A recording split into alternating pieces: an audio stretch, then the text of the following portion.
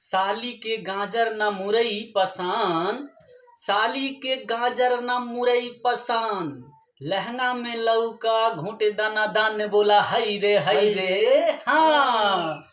फागुन में भौजी बाड़ी फगुआई, फागुन में भौजी बाड़ी फगुआई, हत के जोबन कैसी हत हो गई बोरा हाय रे हाँ।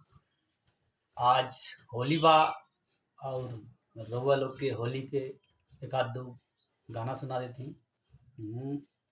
देखी बलमा रंग लगावे बाली रे उमरिया। बलमा हरे बलमा रंग लगावे बाली रे उमरिया में, बलमा रंग लगावे बाली रे उमरिया में। ललका से रंग खलका, ललका से रंग खलका, छेड़खानी करके कमरिया में।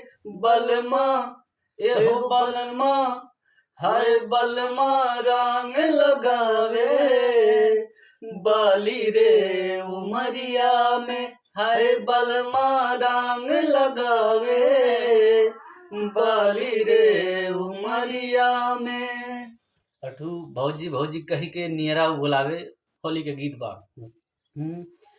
भौजी भौजी कही के नियरा बोलावे, भौजी भौजी कही के नियरा बोलावे, ढोढ़िया में हमरा अबिरिया लगावे, ढोढ़िया में हमरा अबिरिया लगावे। बड़का छिनरवा बाट देवरवा, काहेला भौजिया जैतु पीछेवरवा हो, काहेला भौजिया जैतु पीछेवरवा।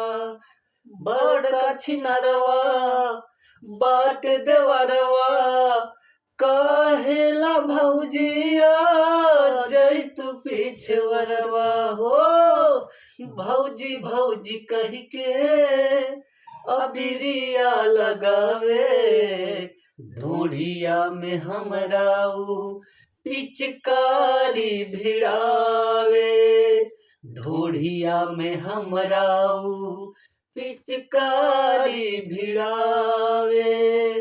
तो भैया अब ज़्यादा टाइम न रहने कारण से वीडियो ही समाप्त होता।